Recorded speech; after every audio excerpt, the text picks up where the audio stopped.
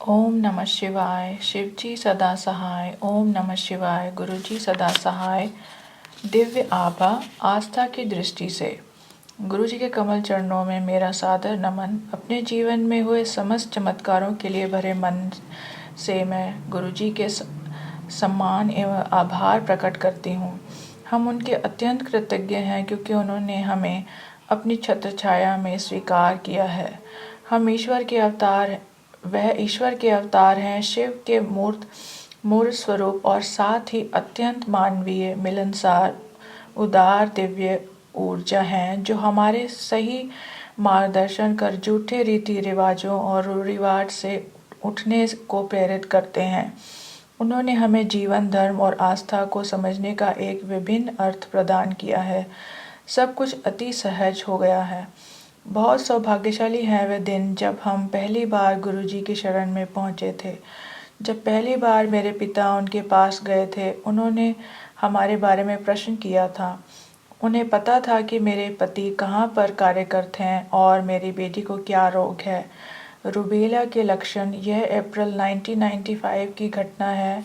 मैं प्रसन्न हो गई। मेरे गर्भस्थान के पहले तिमाही में मुझे जर्मन खसरा हो गया था। अतः अदिति को जन्म से ही अनेक समस्याएं थी जिसके कारण उसमें दृष्टि दोष था। जन्मजाता मोतियाबिंद के कारण उसे लघु ओप्थेल्मिया, लघु शुक्ल, निस्तेगमस और अधिमंत जैसे जटिल समस्याएं उत्पन्न हो गई थी। अपने छोटे से जीवन के प्रथम 2 वर्ष में उसकी आँखों की 5 शल्य क्रियाएं हो चुकी थी, 3 मोतियाबिंद के लिए और शेष 2 अभिमंथ के लिए। इतना सब होने के बाद भी उसकी दृष्टि में कोई विशेष अंतर नहीं आया था। अखिल भारतीय आयुर्विज्ञान संस्थान के चिकित्सकों को भी कोई विशेष आशा नहीं थी। उनके अनुसार क्योंकि उसका दृष्टिपटल क्षतिग्रस्त था, वह कभी भी पूरा तरह से स्पष्ट देख पाएगी, इसकी संभावना बहुत कम थी। इस दृष्टि दोष के अलावा उसके हृदय में एक धमनी जो जन्म के बाद बंद होनी चाहिए थी, बंद नहीं हुई थी। अतः उसे PDA नामक रोग भी था। यह उसके तीसरे वर्ष के शुक्ल क्रिया द्वारा ठीक किया गया। इन सब समस्याओं के कारण उसके विकास बहुत धीमी गति से हो रहा था। शारीरिक व्यायाम प्रक्रियाओं की सहायता से उसने 3 वर्ष की आयु में चलना आरंभ किया तो हमें उसे स्कूल भेजना आरंभ कर दिया। मनोवैज्ञानिक परीक्षणों से पता लगा कि उसका बौद्ध स्तर केवल 70 से 99 की श्रेणी में है। मनोवैज्ञानिक ने उसे मोतियाबिंद मंद बुद्धि छात्रों को पढ़ाने वाले विशेष अध्यापकों की देख रेख में रखने का प्रस्ताव दिया। गुरुजी के पास आने के पश्चात यह सब नाटकीय ढंग से परिवर्तित हो गया। उस समय अदिति 12 वर्ष की थी और साधु वासवानी स्कूल के विशेष विभाग में पढ़ती थी।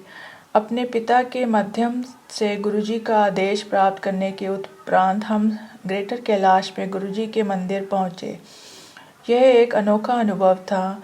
हमने कभी ऐसा मनमोहक और स्वयं की ओर आकर्षित करने वाला गुरु नहीं देखे थे। गुरुजी हमें कुछ विशेष दिनों को ही आने को कहते थे। उनके 5वें दर्शन के अवसर पर उन्होंने अदिति को प्रतिदिन प्रातः सूर्य नमस्कार करने और दूध में मूंगफली और उनके द्वारा अभिमंत्रित मिश्री डालकर पीने को कहा। यह 51 दिन तक करना था। 21वें दिन उसने कहा कि उसकी दृष्टि में सुधार है। हम अति आनंदित थे। शीघ्र ही गुरुजी चंडीगढ़ चले गए, जहाँ वह 3 वर्ष रहे। हमने 2 बार उनके पास जाकर अदिति के लिए कुछ करने का निवेदन किया तो उन्होंने उत्तर दिया कि वह दिल्ली वापस आकर उसे स्वस्थ करेंगे। 1998 को बैसाखी के दिन जब गुरुजी का फ़ोन आया और उन्होंने उस दिन शाम को सुल्तानपुर में स्थित एम्पायर स्टेट में आने के लिए कहा तो मेरी प्रसन्नता का ठिकाना नहीं रहा। उसके बाद मैं बार बार उसे अदिति का उपचार करने का आग्रह करती रही।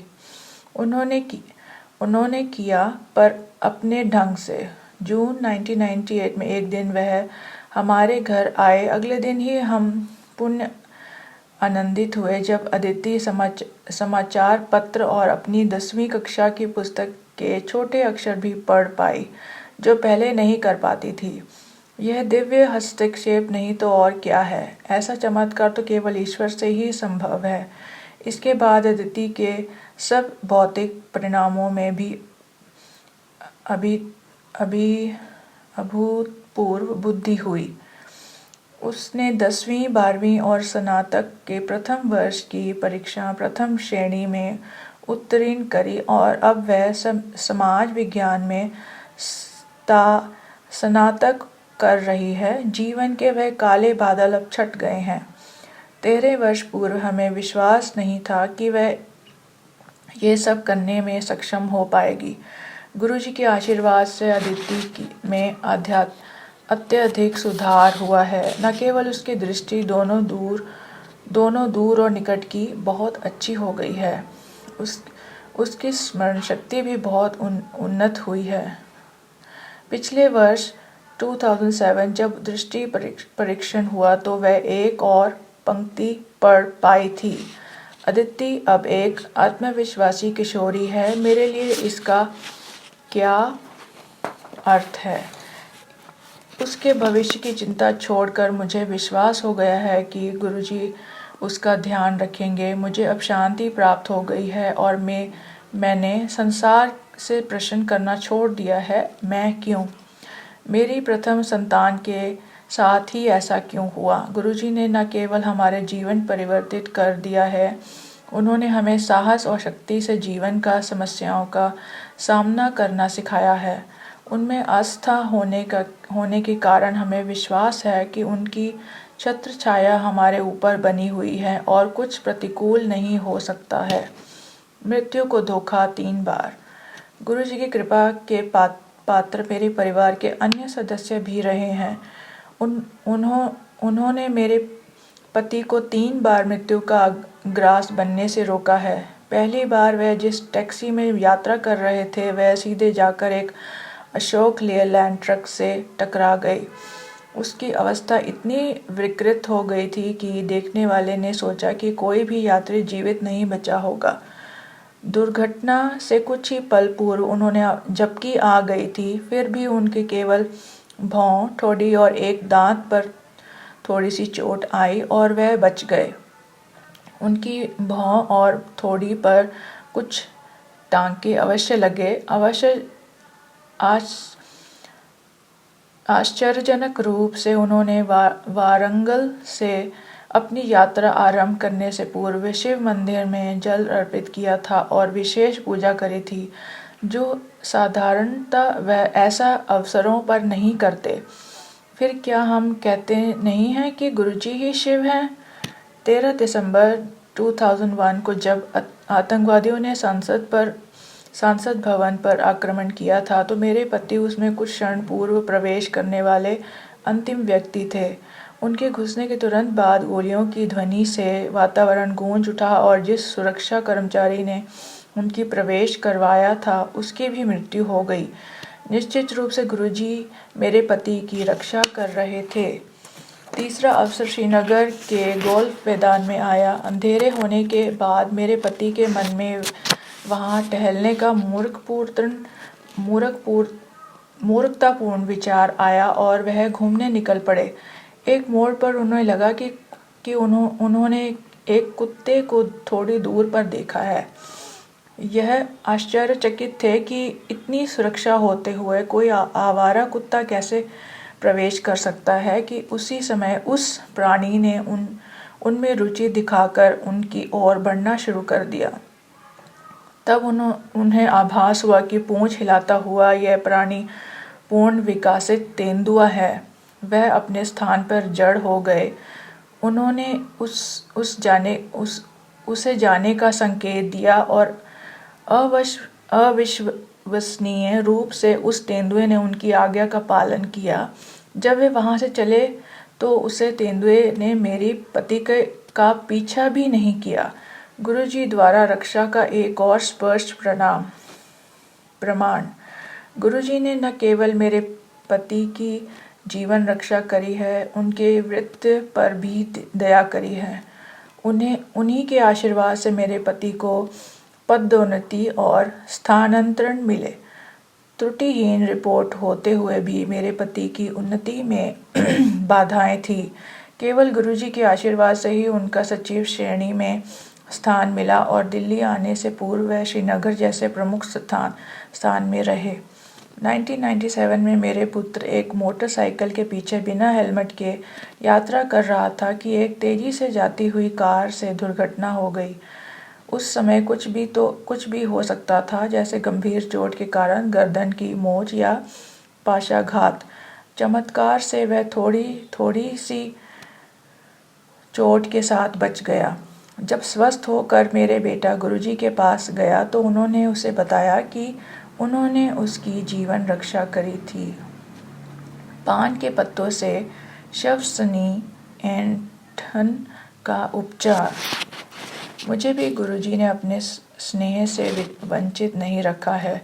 20 वर्ष से मुझे अस्थमा के दौरे पड़ रहे थे और मैं अक्सर स्टीरॉयड्स की गोलियां खाती थी। मैंने सदा गुरुजी से अपने बच्चों के लिए आशीष मांगा था, पर अपने समस्याएं उनके प्रमुख कभी प्रकट नहीं करी थी।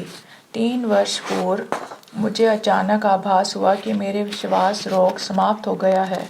गुरुजी ने बताया कि उन्होंने मुझे रिस्टोरेड से मुक्त कर दिया है, जो सत्य है क्योंकि उसके बाद मुझे कभी उनकी आवश्यकता ही नहीं पड़ी है। 3 ग्रीष्म ऋतुओं से मुझे हल्का ज्वर रहने लगा था, जो 6 मास तक रहता था और मुझे शक्तिहीन कर देता था।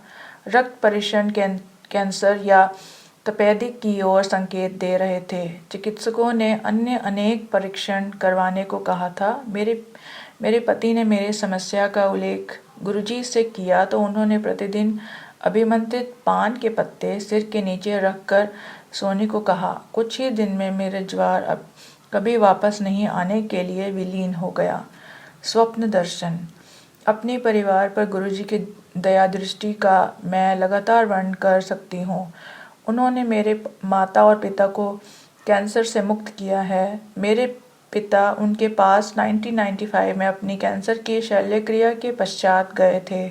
उसके बाद उन्हें कभी ये रोग नहीं हुआ। यद्यपि परिवार में उनकी अनेक दुखद घटनाएं हुई हैं। मेरी माँ को उनकी शल्यक्रिया के पश्चात कभी कीमोथेरेपी की आवश्यकता नहीं पड़ी।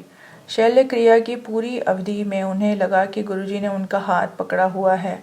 गुरुजी के दर्शन के समय उन्होंने उन्हें एक गुलाबी और स्वर्ण रंग की साड़ी भी दी।